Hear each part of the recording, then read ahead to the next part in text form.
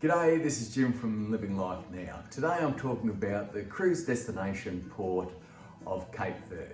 Some call it Cabo Verde, but I'll call it Cape Verde because that rings a bell for me. Now, Cape Verde's a combination of 10 volcanic islands sitting off the west coast of Africa, approximately about 270 kilometres. It's a tropical climate and it has dry season and wet season. And the dry season is November through to July and the wet season August through to October. The population is a mix of African and European descent, reflecting its history of colonisation and slavery. The official language is Portuguese, although Creole is also spoken. Now, Cape Verde gains its independence from Portugal in 1975, and it has an overall population of about 580,000. The cruise port of Mindelo is located on Sao Vicente. Now, Sao Vicente covers about 226 square kilometres and has a population of around 80,000 people. So it's easy to get from one side to the other in a local tour or a taxi. Now, Mindelo is the capital of Sao Vicente Island and situated around the natural harbour of Porto Grande Bay. Now, it has a vibrant arts and music scene and it's famous for its lively festivals. It seems like a bit of a groovy place to be, and it's a blend of African and Portuguese influences and makes this a kind of a unique, dynamic city. And it'll be an interesting place to just get off the ship and stroll around. Now, they have an acclaimed singer that they love over there called Ivora. Now, she's known as the Queen of Morna, which is a musical style, and is also known as the Barefoot Diva. Now, she's celebrated in a country for bringing attention to Cape Verde and formed barefoot as a symbol to the women and children of her country and the poverty. Now, what can you do in a day on this island? There's a few options. It's not, as I said, it's not a big island. So, you could spend the day just walking around the port city of Mindelo, or you could explore further afield. But just walking down Mindelo, taking in the markets, the colourful colonial buildings, the street art and the music would be a lovely way to spend the day.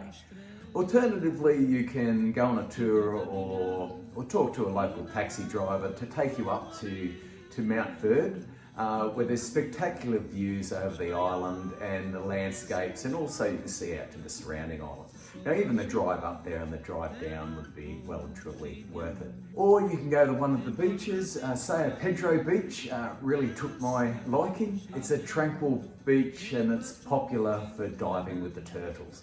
Now, you can just go to the beach there and approach the local boats, and they'll take you about 200 metres offshore, then they'll give you a snorkel and you can just dive down and dive with the turtles. They throw a bit of fish out there to make it more enticing for the turtles to be around you, and they do it respectfully and only put a couple of boats out there at a time, not to disturb the local wildlife.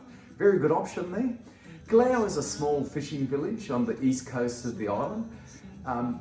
Once you get there, it's a kind of a gateway to a hike up the volcanic landscapes near the Vienna volcano, I think it's called. Now, Vienna volcano is about a 2.5-hour hike up and down, and it would be well worth it if you liked walking around the volcanic landscape, and seeing the crater there would be well and truly a wonderful thing to see also, that you don't see every day. There's lots of other options there with beaches and alike, but I'll leave it up to you. Now, for the Princess World Cruise 2025, we'll be arriving in port on a Sunday, which isn't ideal. It's Sunday the 6th of July, and we arrive in port at 9 a.m. and we depart at 6 p.m. Now, the previous day, the Saturday, the 6th of July, is their Independence Day and a public holiday, but we'll be there on a Sunday.